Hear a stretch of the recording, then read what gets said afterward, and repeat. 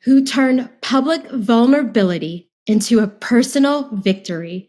She's here to talk about what it means to forgive, to rise, and live with authenticity, both inside and out. Let's dive into this powerful conversation of grace, grit, and a sacred journey towards joyful living. Welcome, Michelle. Hey there, Terry. I'm so excited to be here today. Thanks so much for having me. And it's so great to see you. I wish it was in person, though, I if I'm being know. honest. We have to do that one day soon. So Michelle and I live both in Texas. She's in North Texas and I'm in Central Texas. I like never go north. It's wild. I know, and I need to get further south more often, that's for sure. Well, when you're in Austin, you have to let me know and I'll I do. sure will. But I want to tell everyone how we first got connected because it is a wild and crazy but fun story. In 2009, I met a woman named Amber, and Amber is just this fire starter. She's a firecracker. And at the time, she worked at the Oklahoma State Capitol. We met because I was trying to get trans fat out of school lunches and get a high school graduation requirement for PE. And so I got to know Amber, and Amber was obsessed with The Biggest Loser. And one way or another, she somehow became friends with Jillian Michaels, who somehow led to her becoming friends with you. And Amber was so obsessed with you. She would not stop talking about you. Every time I'd have a conference call with her about Oklahoma legislation, she'd talk about you. So I said, why don't we do something with Michelle at the Texas Capitol where we can talk about PE for high school graduation and have a press conference on the front steps announcing this new legislation that we were going to try to get?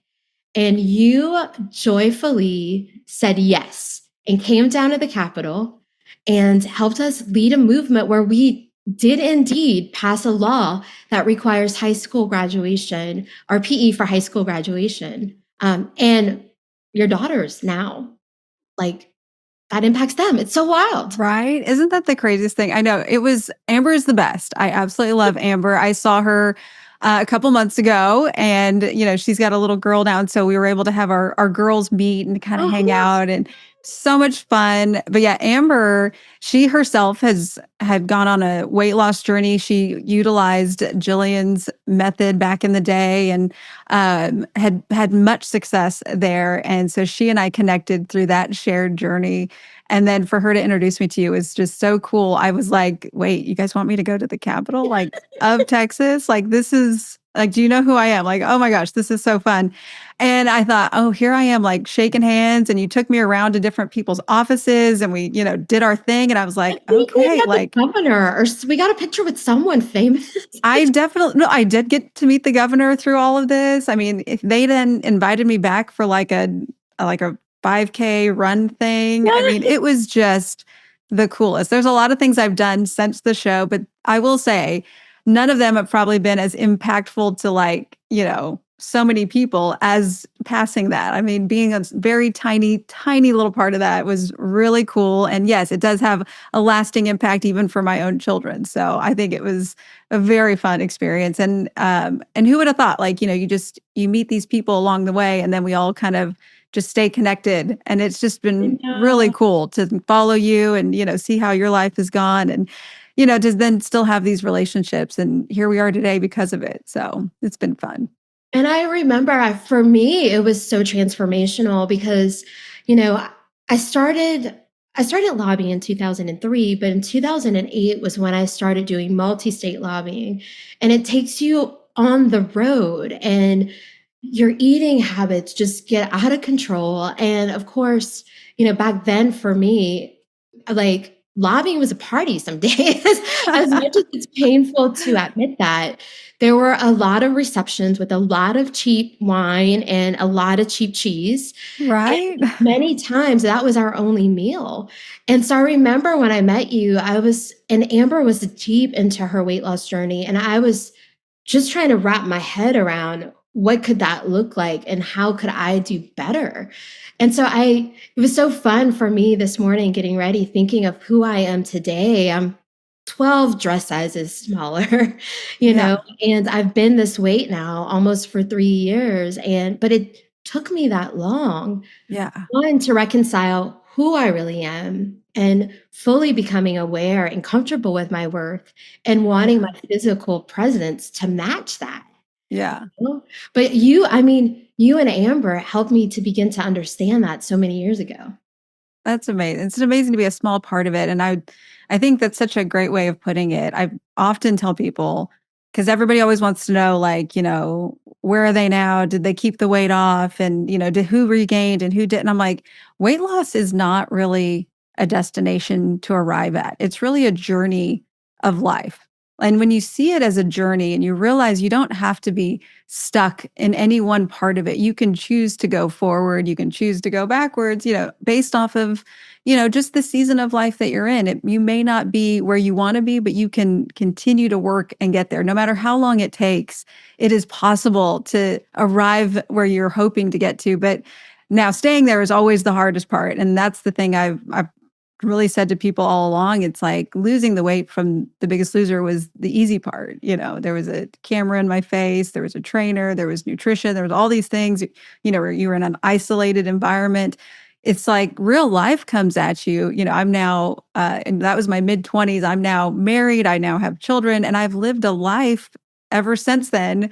And the weight has been a journey through those things, through those experiences, both good and both bad. I mean, my weight's been up, my weight's been down, but I've come to grips with the fact, like I said, it's not a destination to just get to. If you can just get to this pant size, or if you can just get to that number on the scale, then all of a sudden your life is everything's gonna fall into place. But really, it's a journey, and I love that you've lived it for yourself to say, yeah, it's a journey, and you've got to, whatever it takes, however long it takes, just keep working on it.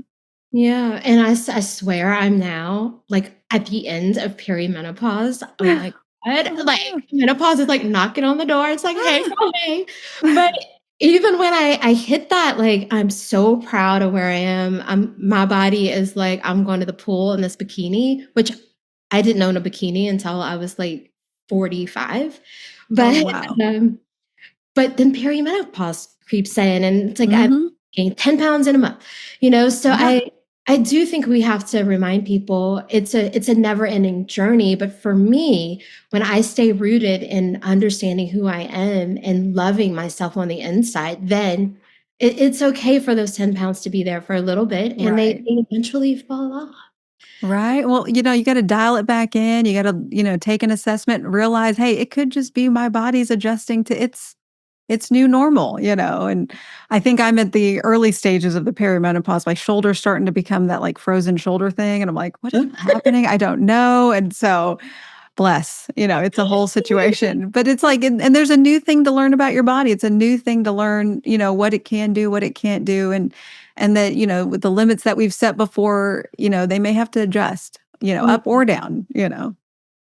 Well, I want to get into the transformation that happened for you when you were on the show. I told you before we started recording, I live in a black hole, which is filled with a happy podcast, a lot of reading, legislation, and usually just having my head down and working. So I didn't know until about like 12 hours ago that there was this huge resurgence of The Biggest Loser. I know I it's love probably hard that. for people to understand, but if you really know me, you're not surprised. Right, Um, exactly. and there's a documentary that was just released, and we can talk all about that. But I love the transformation that you had on the show.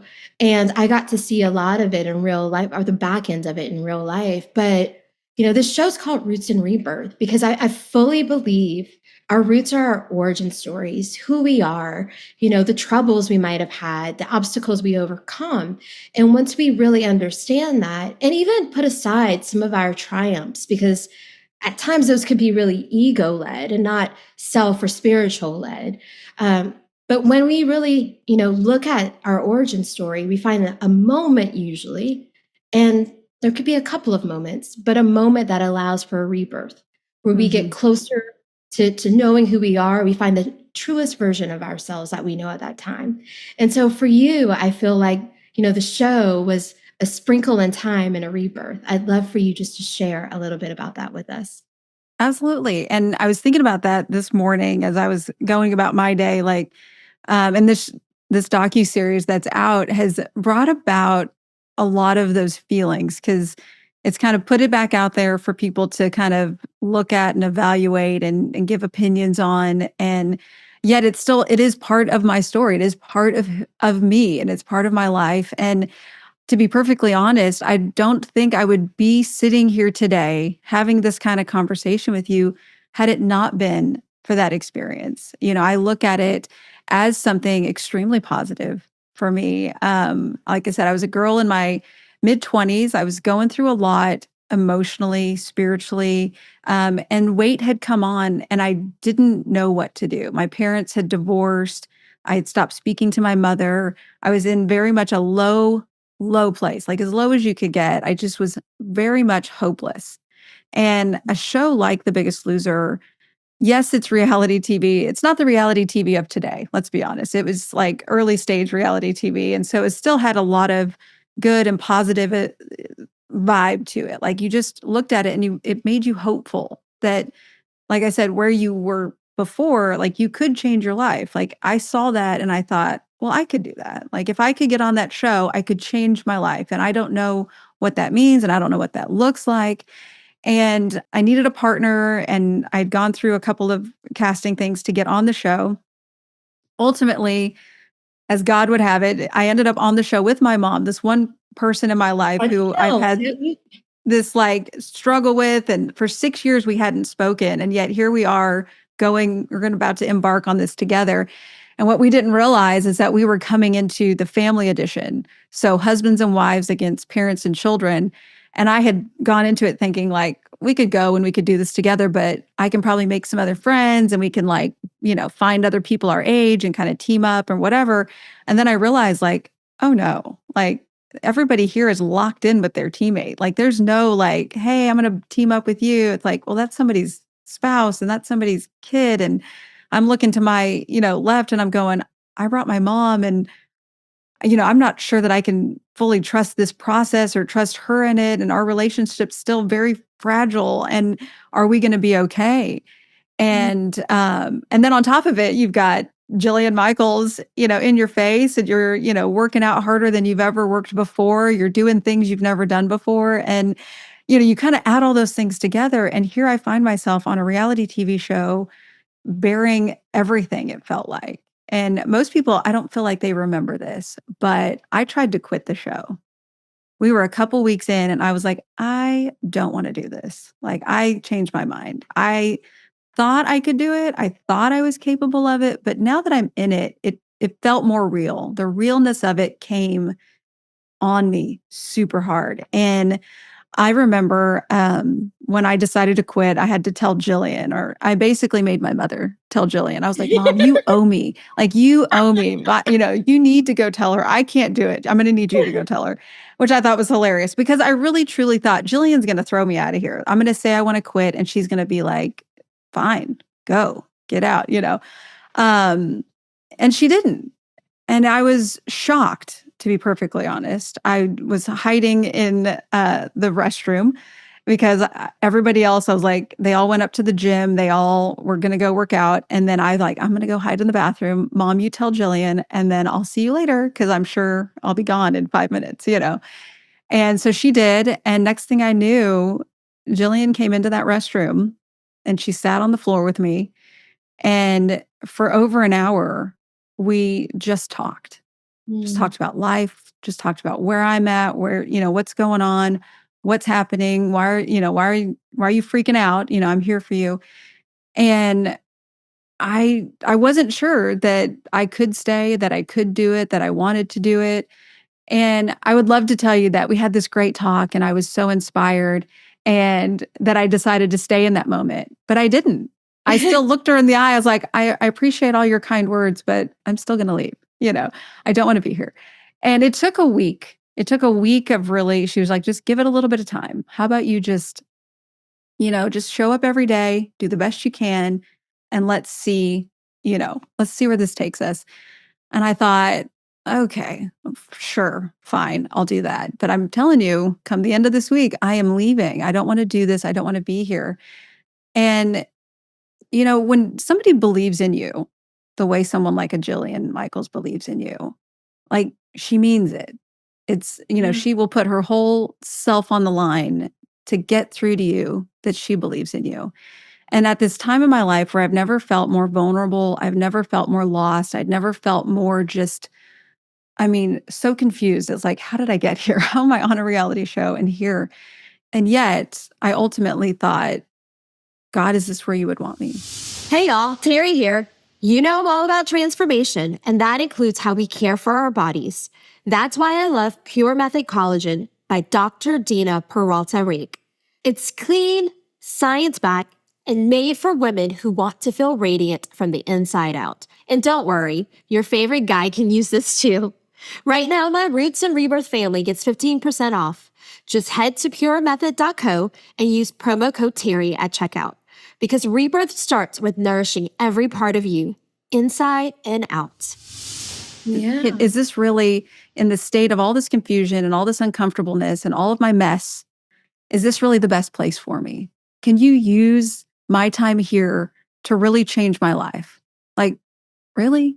Because it doesn't seem like a place you would go and that would be the safest place for you. Like, there's cameras and there's lights and there's, TV happening and all the things. And yet, in that moment, towards the end of the week, I kind of laid in my bed. I was doing an ugly cry, kind of just like, I don't know what to do with my life. And I just asked God, really, if this is what you want, I just need peace about it. And if this is where you want me, I'll quit fighting so hard against the change that clearly needs to come in my life. I need to change my life, but, it's just difficult. Change is difficult. And so I woke up the next day and I had absolute peace about being there. I knew I was exactly where I needed to be. I knew that while it didn't feel great, and, working out is never it's not a fun thing. It's not like, well, it is for some people, but for me, it wasn't, it was hot. It was the summer. It was a lot. And I remember telling Jillian, like, okay, I'll stay. And, she made me a promise. She said, if you show up every day, I promise to be as present for you as I possibly can. I promise that I will, get you where you need to be. Like, we are going to get this, we're going to get through it together. And I believed her. I believed that she meant that. And we began kind of a new phase of it. The first couple days, the first couple weeks, it was just kind of chaos and overload. And then there became this moment where it was like, okay, now we're being intentional. Now we're really going to work on you. I'm going to get to know you, and we're going to get to know and get to the bottom of some things for you and see if we can't, make you better and your best self, when you leave here. And so I'm forever grateful for it. I don't think a lot of people have an opportunity to get to the end of themselves and then have someone look at them and say, you could still keep going, and then believe it, and have someone believe that much in you is a gift. And I will forever be grateful to Jillian for that, because I have a reference point of saying, I know what it feels like to feel like you don't have any more to give or any further to go. And then someone look at you and say, but I know you can, and watch. And you're going to prove it to yourself that you can do it too. And she was that for me. There were many times I felt like this is my limit. I can't go any further. I can't do any more. And she's like, but there were many times where I thought, I can't do any more. I can't go any further. And yet Jillian would look at me and say, just one more. Give me just one more. Give me two more. And sure enough, she was right every time. And I would do whatever it was, and we'd accomplish it together. She could instruct me all the way through, but she was like, at the end of the day, it's going to be you that has to actually do it. And so it was a journey in time for sure. But I walked away from the show and the experience being able to see that there are obstacles in life, there are challenges in life, there are temptations in life, but they don't have to overtake you. They don't have to be like a wave that, just overwhelms you, that you can get up on your 2 feet, you can keep moving forward, and that you're capable of more. And along the way, my mom and I were also able to rebuild and kind of start fresh. We had this new experience together as teammates. We had a new place to kind of come together and work together on. We kind of were able not so much to put our family stuff aside, but kind of just set it on the shelf while we worked on something new, which allowed us the foundation to continue to work on the family stuff and that relationship, because you need something. You need somewhere that you can relate together on. And if you don't have a strong foundation, it's not going to go anywhere. And so I'm very grateful that we had the opportunity to kind of rebuild that foundation because, without it, I may not have a relationship with her at all. But, thankfully today I still do. People often ask, do you and your mom still talk? And I'm like, absolutely. I need her to watch my kids tomorrow. So we've got to talk. These grandkids of hers, they need her and I need her. And so, the show where you go on there with the intention of losing some weight and, maybe making it to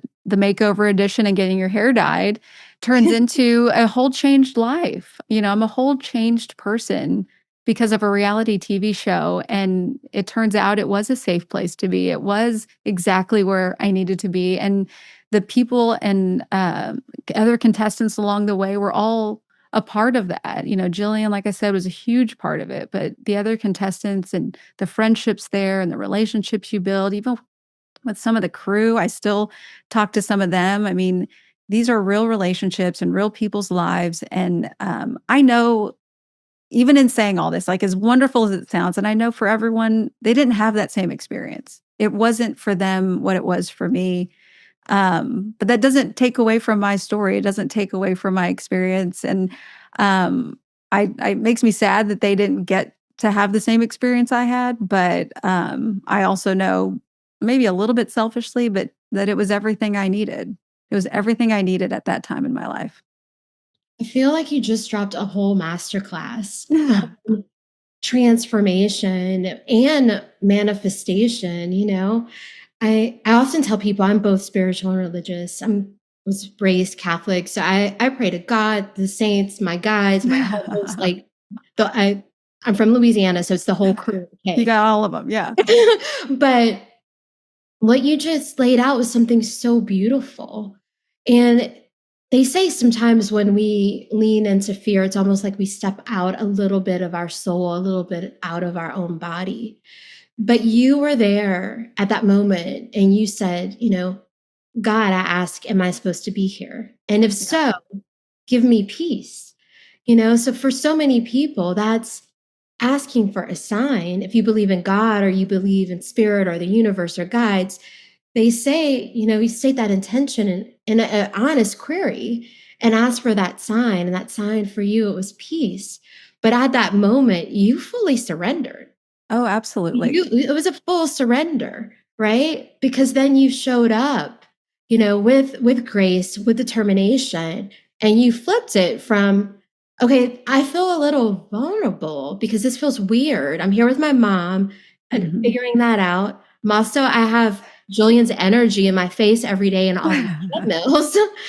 But you turned that into like literally victory. You won the show. Yeah. So you manifest in that short amount of time and gain life skills that, have served you well today and are allowing you to raise two beautiful girls. I feel like, we follow each other on Instagram, and your youngest, she's a little sassy. I love her lip gloss to go to school. Absolutely.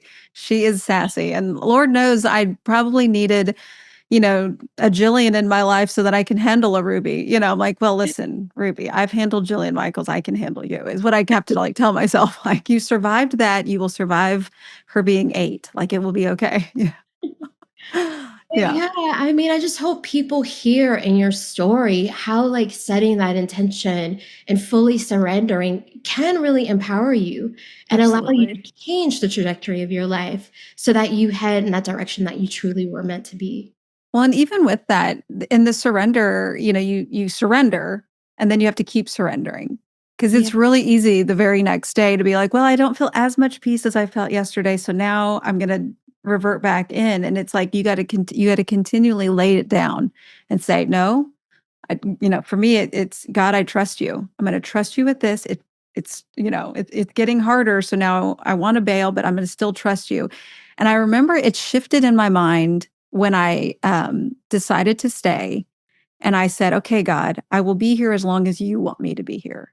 Oh, wow. And if if they vote me off or if they send me home, I'll be the happiest person to go home. Like, I'll be totally happy to go home back to my life or whatever.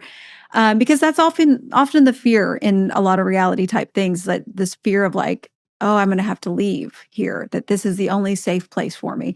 But for me, I recognize, like, God, if this is part of your plan, then, I'm going to put in all the work. I'm going to do everything I'm supposed to do. I'm going to follow, the plan for me that Jillian lays out. But I'm also not going to worry that if going home, that somehow I maybe missed your plan in it. It's like, no, maybe that's part of your plan too. And so sometimes we think, we think something's a setback, but really that's just the setup for the next thing that you're supposed to do. And so I was determined to not be focused on staying or losing enough to stay or whatever. It was like, no, you just do the work for you. You stay right here. And if you stay right here, and if I just trust that God's got me here, and when he says it's my time to go, it's my time to go, and I'm not going to fight it.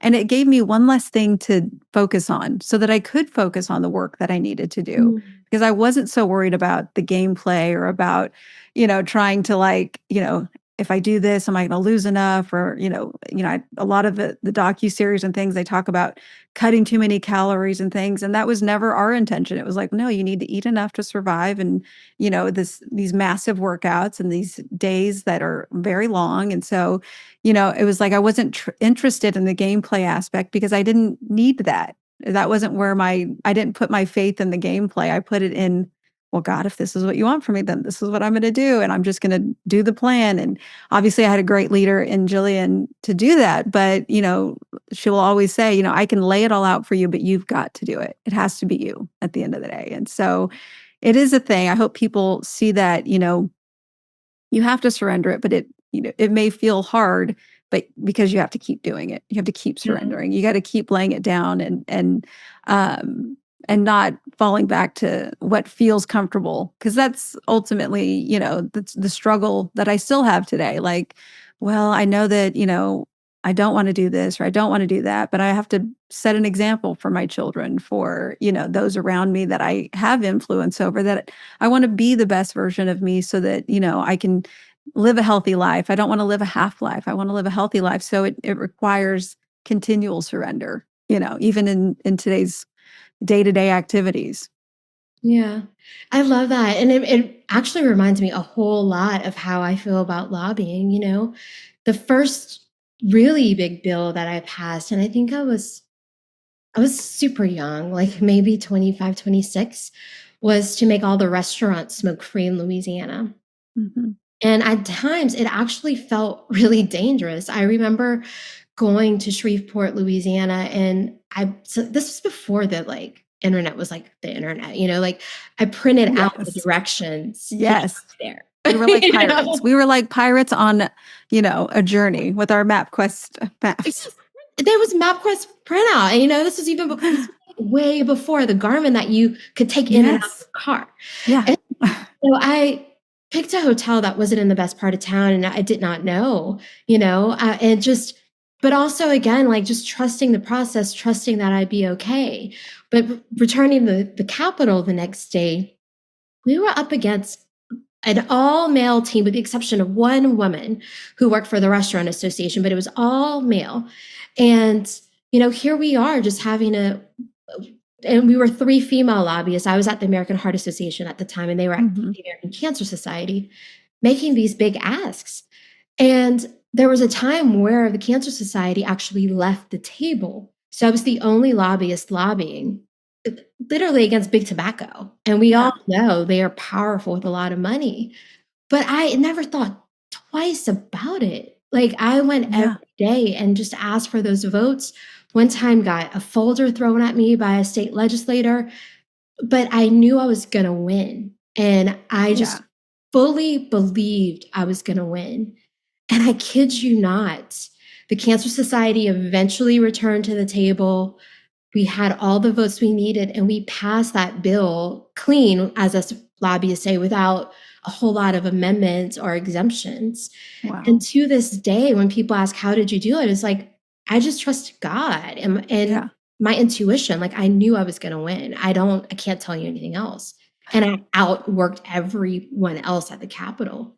I love that. So, but it's that knowing, because at some point a knowing probably kicked in that was like, no, I have to be here. I have to do this for myself. Yeah. And it opened this huge world for you.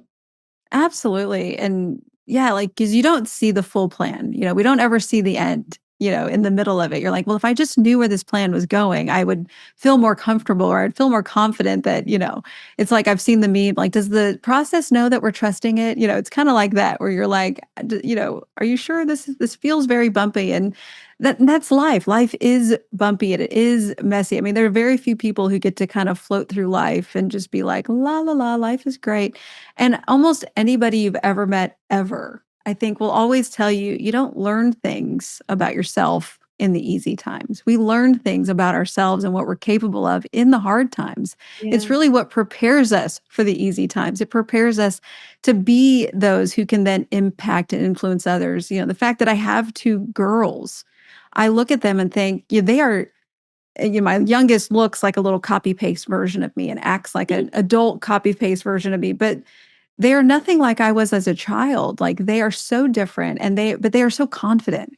And I think, how are you so confident? Like, and then I have to remember, like, oh, like, I'm continually pushing that into them or expressing my confidence, and they're learning from watching. And so I want them to see that, life is going to be difficult and you can get through it. And we talk about that often, with my little kiddos, because I want them to feel like they can do something, whatever it is. Like, they are capable of it if they just put their mind to it.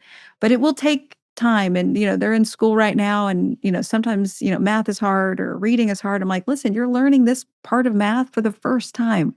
No one is expecting you to know it. And, you're living this part of your life right now for the first time. You haven't done it before. You get to learn. We have to be continual learners, and we have to continue to keep trusting that we're capable of it if we just put our mind to it. And, it feels a little, like motivational speech, but that's the reality of it. That truly is at the heart of all of it. It's like, you have to trust that, there's a plan on the other side of it if you can just persevere, if you can just push through, if you can push a little bit more. And I wish people could see that in the genius that is Jillian, that really that's what she's hoping for with when we were on the show and when she's pushing a contestant. I think people want to negatively see that and think, oh, you shouldn't yell at people, you shouldn't push them, you should let them just be happy with themselves. And it's like, but she's looking at me, and I know for a fact she looked at me and she's like, she is capable of more.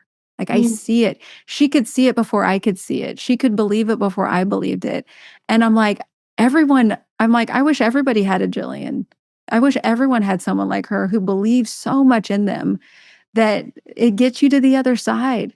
That someone's willing to say, like, I will keep pushing until you get there because I believe so strongly in your ability.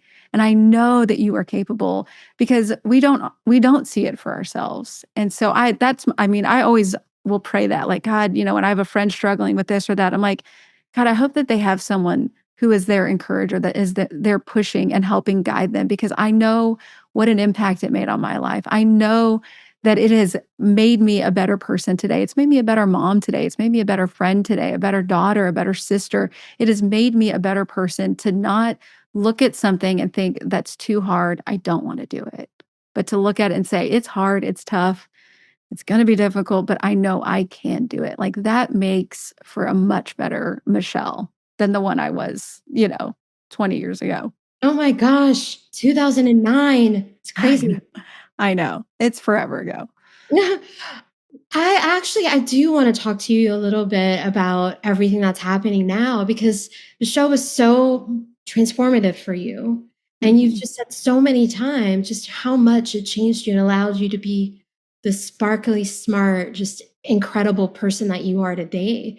How does it feel to hear the buzz in the new Netflix documentary? And again, I didn't know about it till late yesterday. I haven't watched it, haven't even Don't was worry, I've watched it all. about it.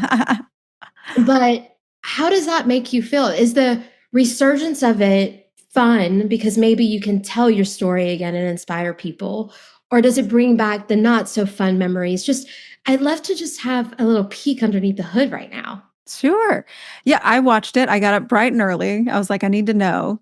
Mostly I was like, what shots are they going to show of me? Is it going to be like, it's like, the before pictures, like, they're never going to leave the internet, and that's okay. But yeah, it was exciting. It was exciting to kind of take a peek in. I was very interested to see, what part of this this story are you going to tell? I come from a television background in my current day-to-day life. I've got a television mindset. And so I'm intrigued by that. I love documentaries. I love docuseries. I think it's great. And so I was interested to see what is the story, what is the narrative that they're going to try to tell us? Because obviously I've lived it. And to be perfectly honest, I kind of watched all three and then I was like, oh, I don't, I felt like this is the stuff that we've already like litigated in the press and we've already said it before. And, haven't we already like asked and answered many of these things? And so I was a little taken aback by that. I wish, hindsight being 2020, or if I'm armchair quarterbacking, I'm like, I wish you would have, gone season by season and really shared stories about the transformation that people did have. But it seemed to me like they kind of, if you watch the show and you're a fan of the show, you get like a 30,000 foot view of the show, right? And then this docuseries, I felt like it only went to like 10,000 foot view. Like you only really went a little bit deeper. Not a lot deeper. It went just a little bit deeper. And it gave you a little bit of insight or maybe a little bit of thought. But I don't feel like it really expressed the full totality of other people's experiences. They only had a select few people and a select few stories that they told. And some of those were a little bit more extreme than I think probably the majority of the stories out there. I wasn't disappointed. I mean, I feel like, if you're going to do a docuseries on Netflix, this is kind of par for the course. And I think it's been nice and fun to kind of relive that. I've reached out to several other contestants and, we've kind of connected a little bit more and had a few more, texts and phone calls and stuff, which I think makes it nice. And I just like that it's part of the dialogue at the moment. But I didn't walk away feeling like it told me anything different or it really told the whole story. I felt like it fell a little bit short of that. And I wish they would have, reached out to more people. I wish I would have seen more stories on there because that as both a contestant / winner of the show and a fan of the show, that's where the connection lies, is in the people. And if you only have, 5 or 6 people on there out of 300 and something stories, it's like, gosh, there's so many more stories to tell. And so I didn't hate it, didn't love it. I'm kind of somewhere in the middle, like, I don't get it. I wish there was more because I think there's just more to tell. There's a lot more to tell. That's so helpful. Well, we'll just have to say Amazon Prime Video, if you're listening, if you like positive stories about transformation, inspiration, they should give you your own show to uncover all these things. I'll host it, whatever. They want to do a reunion show, bring everybody out. I'll host it. Guys, call me. I will do it. Well, we got to manifest that. We're going to make it happen. Right? Or I'm just going to keep saying it until someone calls me. Well, I want to just get a couple of tidbits for people who have listened and they love what you're saying, but they might not know how to get started. So if someone is just, starting today, they're recognizing that they need a change. What is that first step that you think they should take to initiate change? Well, I think kind of like what you just said, like when you talk about manifestation, how does that start? Well, you got to start with a goal. You got to write it down. I mean, I'll be honest, I'm one of those people, I still weigh myself every single day and I write it down every single day. I have goals on each month that I want to achieve. I make sure to include, and I think this is really important. I think you should have a goal. If you have a weight range if that's your thing that you're looking for. And I'll be honest, Terri, many, many people that I met immediately following the show who watched the whole season, who stayed glued to their television back when prime time was a thing. And now it's kind of like you watch TV when you feel like it. But back when people were glued to the show, the amount of people that approached me and said that they were impacted by the show never even had a weight loss problem. Wow. But they watched for other reasons. They watched because of a relationship problem. Maybe they were the mom in the situation and they had a child that they weren't speaking to, or maybe they were like myself and they had a parent that they had a difficult relationship with and they connected on a different level. And for them, the goal was, I'm going to reach out, or I'm going to start praying for them, or I'm going to start doing whatever. So the goal may not even be weight. Somebody watching, like most people who hear my story, may not even be a weight issue. And I recognize that. And that has been a gift post Biggest Loser to realize that people are just struggling. They're struggling with something. So whatever it is you're looking to overcome, write it down. put it in front of you. Make it something that you look at every day so that you're reminded of what you're motivated. I also put down like things I'm willing to sacrifice to get what it is I want, and I've given up Diet Coke many times. And, no, and at this point, I am currently 2 years plus no Diet Coke, and I'm not one day happier about it. But for me, it's symbolic of something that I want so badly. But I'm like, you don't get to have that if these other mile markers aren't hit. And not to say that I haven't hit mile markers in 2 years, but it's something I'm willing to give up to live a healthier life. And so I look at other people drinking Diet Coke and I just think, oh, I love them. But it's just not for me right now. It's just not something I'm going to be willing to give myself, because I know for me, it's a slippery slope. And so I would say, write it down, set a goal, also list some sacrifices that you're willing to give up for something that you really want. Maybe it's a time management issue. Maybe you're going to put your phone down. Maybe you're going to, not watch so much of these other, app shows or whatever it is. I don't know. But then also especially if it's somebody who has a weight goal, here's a big thing for me, and that's a non-scale victory. The scale doesn't always move in a way we want it to. And I always encourage people, if you're going to start a weight loss journey, you need to have some non-scale victories along the way. You need to have something else, whether that's your favorite dress, whether it's the seatbelt with no extender on an airplane, whether it's just, sitting comfortably at a concert or at a movie, like whatever it is for you.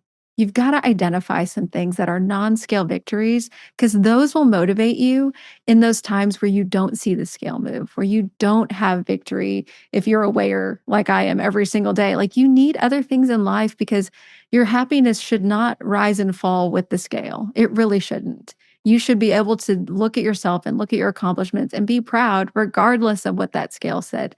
I have my phone over here tucked in there, and there's a screensaver on it. It says on it, the scale does not define my happiness, because it doesn't. It doesn't define whether or not I'm happy. It is a tool, but it should not define your happiness. So I would always encourage people to kind of start there. I try not to give like health and nutrition advice, because I'm not a doctor, but I'm like, I can at least encourage you and tell you these are the things that encouraged me and are continuing to encourage me as I, like I said, stay on a health journey and not hopefully fall off a wagon. Hey friends, it's Terri. You heard me say that transformation comes from both roots and rebirth. And sometimes that means finding light in our hardest moments. That's why I'm loving Lumankind's Light Through Lost Mindful Mark Pack. These wearable reminders allow you to set an intention that will help you center, reflect, and rise. Treat yourself or someone you love. Go to lumankind.com and use code Terri15 for 15% off your first purchase. Because even in loss, light finds a way. But that's life advice, and I want to play that back for people because it was so good. But that was, what is your goal? Write it down, and that's going to allow you to really feel it and believe it. What are the sacrifices that you're going to make, in order to achieve that goal? A lot of times those sacrifices allow us to have the space, either mentally or on our calendar. Yeah. And I think, by you saying, what is that non-scale victory, is what is not related to your goal, where you can see things that you're still proud of, that are still happening, that are, and quite honestly, in service of your goal. Because when we feel good, we're still moving towards a goal. And sometimes we forget to double down on those things that aren't related, but still make us feel good in order to achieve. So I think those are 3 easy, tangible things that people can do. Absolutely. I want to know, what gives you joy these days? Oh, gosh, that is a great question. I think as a mom, I think it's in my children. I mean, what better thing to find joy in? But when they're happy, I mean, truly, I'm happy if they're happy. So, and the same when they're upset, then I'm upset too. But I think I find a lot of joy in that. I've also taken up Pilates. Pilates does give me joy these days, which is hilarious, because I'm telling you, if you would have told me 15 years ago, at some point, Michelle, you are going to become addicted to this workout called Pilates, because literally I hate all workouts unless it's aquasizing. I hate all workouts. I don't like to sweat. I don't like to do anything. But I have found a love in Pilates. And so that does bring me great joy, mostly because it's also allowed me to connect with some of my friends. I've invited friends along the way to do it with me. I have other friends who are now becoming addicted to it. And it's really created a little bit of a conversation, a little influence in a different space. But I really do find joy in the little things. Like I said, when my kids are happy, when we're doing stuff, when there's just a good day. That's really where life is for me these days. And I couldn't be happier about it. Oh my gosh, this has been so much fun. I feel like today you've reminded me that our past is just truly a springboard, that is allowing us to become who we really are.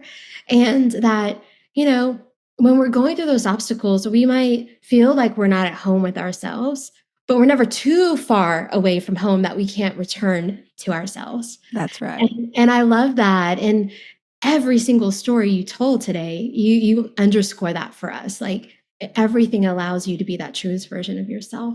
So I hope that if people are listening, they heard about your roots and how sacred that story is for you, where you started with your mom on that first day of The Biggest Loser, but how, as you tend to yourself and your weeds with love and grace, that you truly can bloom and have this beautiful life. So thank you so much for just sharing so much of your heart with us today and just allowing me to see you again and catch up. It's been so much fun. Oh, Terri, this has been great. Like I said, and next time, promise me we're going to do it face to face, person to person, because I owe you a great big hug. I have missed you so much, but I love that we can still stay connected on social media. For that, I am so grateful. Oh my gosh, I can't wait. We're going to make this happen. I have to come to Dallas before the end of the year. It's just something on my list to do. There are a lot Okay. of so let's do it in person soon. Yeah, and we'll totally call Amber, make her come up from Oklahoma. We'll have a little reunion of our own. Like, hey, Amber England, we love you. Right? We love you. We love you.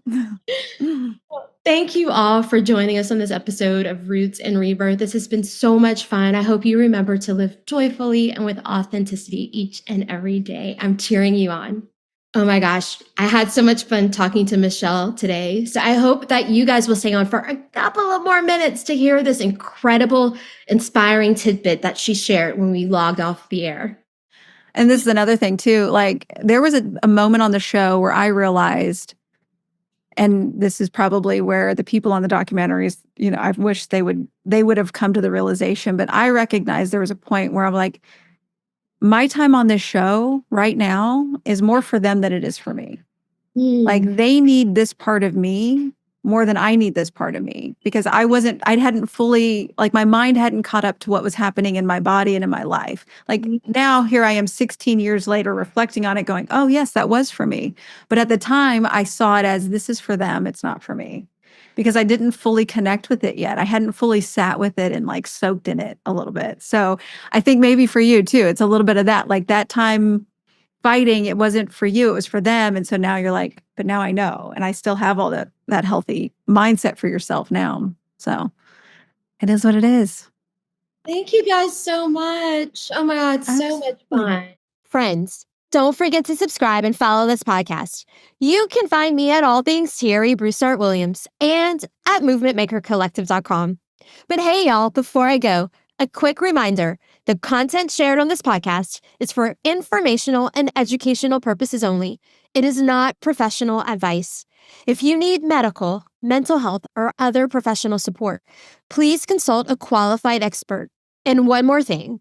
I mentioned during the podcast that I was not aware that there was a Biggest Loser documentary that was showing on Netflix until right before we recorded. The same is true for any recent conversations concerning Jillian Michaels on CNN. I did not learn of these things until after we recorded. And with that in mind, I want to make one thing clear.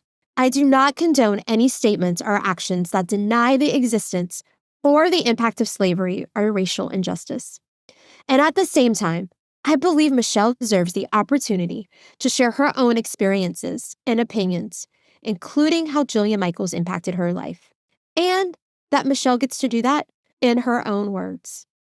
It's part of the journey of this thing we call life, and how we all grow is by hearing each other and then discerning our own opinions. So I thank you for listening to this episode and every episode. You guys continue to lift me up and support me and show me that we are all loved, supported, and protected on this journey we call life. So until next time, I'm cheering you on.